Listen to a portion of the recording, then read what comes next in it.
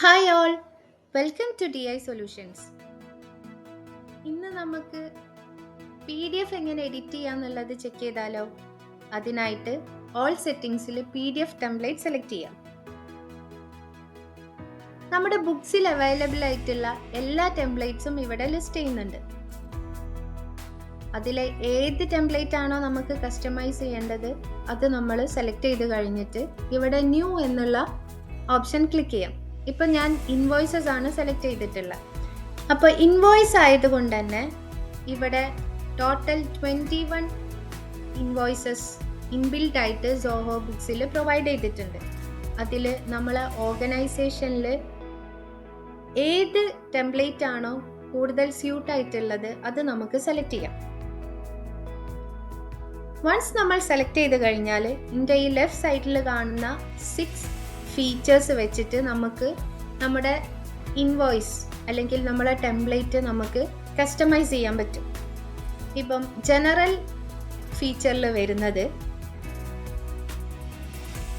നമ്മുടെ ഈ ടെംപ്ലേറ്റിൻ്റെ template name once നമ്മൾ കസ്റ്റമൈസ് ചെയ്ത് കഴിഞ്ഞാൽ അത് നമുക്ക് ഐഡൻറ്റിഫൈ ചെയ്യാൻ വേണ്ടിയിട്ട് നമുക്കൊരു നെയിം പ്രൊവൈഡ് ചെയ്യാം. അതുപോലെ paper size, orientation, margin, font size, font colour, background colour ഒക്കെ നമുക്ക് ഈ ജനറൽ ഫീച്ചറിലാണ് കസ്റ്റമൈസ് ചെയ്യാൻ പറ്റുക.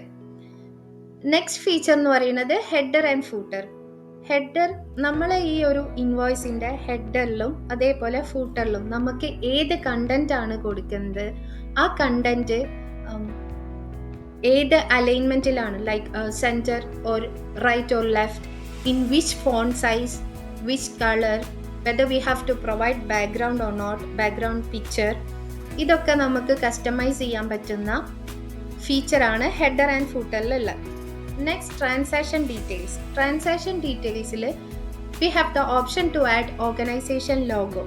അതേപോലെ ഈ ലോഗോ നമുക്ക് വലുതായിട്ട് കാണിക്കണോ അല്ലെങ്കിൽ ചെറുത് വേണോ, ഓർഗനൈസേഷൻ നെയിം നമുക്ക് ലിസ്റ്റ് ചെയ്യണോ, and in what colour, size, അതുപോലെ ഓർഗനൈസേഷൻ അഡ്രസ്സ് താഴെ ലിസ്റ്റ് ചെയ്യണോ. പിന്നെ കസ്റ്റമർ ഡീറ്റെയിൽസിൽ നമുക്ക് ബിൽ അഡ്രസ്, ഷിപ്പ് അഡ്രസ്സ്, അങ്ങനെ 2 അഡ്രസ്സ് ലിസ്റ്റ് ചെയ്യാം.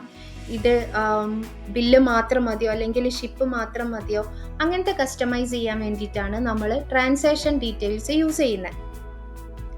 നെക്സ്റ്റ് ടേബിൾ എന്നുള്ള ഫീച്ചർ നമ്മളെ ഇൻവോയ്സസിലെ ഈ ടേബിൾ കസ്റ്റമൈസ് ചെയ്യാൻ വേണ്ടിയിട്ടാണ് യൂസ് ചെയ്യുന്നത്.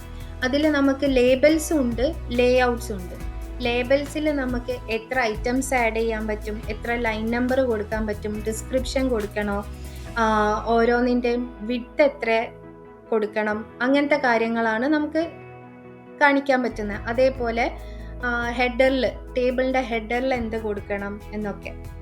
ലേ ഔട്ടിലാവുമ്പോൾ നമ്മളെ ടേബിൾ ഹെഡറിൻ്റെ ഫോണ്ട് സൈസ്, ബാക്ക്ഗ്രൗണ്ട് കളർ വേണോ, ഫോണ്ട് കളർ എന്താണ്, അതേപോലെ ഐറ്റം റോക്ക് എന്ത് സൈസാണ്, ബാക്ക്ഗ്രൗണ്ട് കളർ എന്താണ്, അങ്ങനത്തെ നമുക്ക് സെറ്റ് ചെയ്യാൻ വേണ്ടിയിട്ട് യൂസ് ചെയ്യുന്നതാണ് ലേ out.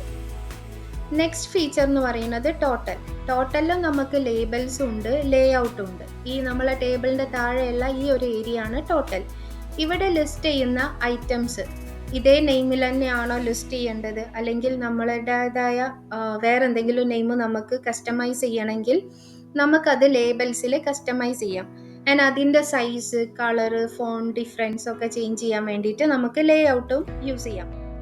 Next other details. Once നമ്മൾ ഇതൊക്കെ കസ്റ്റമൈസ് ചെയ്ത് കഴിഞ്ഞാൽ നമുക്ക് ഇൻവോയ്സിൻ്റെ താഴെ നോട്ടായിട്ട് മേ ബി ചിലർക്ക് ടേംസ് ആൻഡ് കണ്ടീഷൻസ് ആഡ് ചെയ്യേണ്ടി വരും, ചിലർക്ക് സിഗ്നേച്ചർ ആഡ് ചെയ്യേണ്ടി വരും, ചിലർക്ക് നെയിമാവും ആഡ് ചെയ്യേണ്ടി വരാം. അപ്പം എന്ത് കണ്ടന്റ് ആണ് എന്നുള്ളത്, അതിൻ്റെ സൈസ് എത്രയാണ്, ഫോണ്ട് എത്രയാണ് എന്നുള്ളതൊക്കെ നമുക്ക് ഈ ഒരു ഫീച്ചർ വെച്ചിട്ട് അപ്ഡേറ്റ് ചെയ്യാവുന്നേ ഉള്ളൂ. വൺസ് നമ്മൾ ടെംപ്ലേറ്റ് കസ്റ്റമൈസ് ചെയ്ത് നമുക്ക് സേവ് ചെയ്ത് കഴിഞ്ഞാൽ അത് നമ്മളെ ടെംപ്ലേറ്റിൽ ലിസ്റ്റ് ചെയ്യും. ഇനി നമുക്ക് we have more options in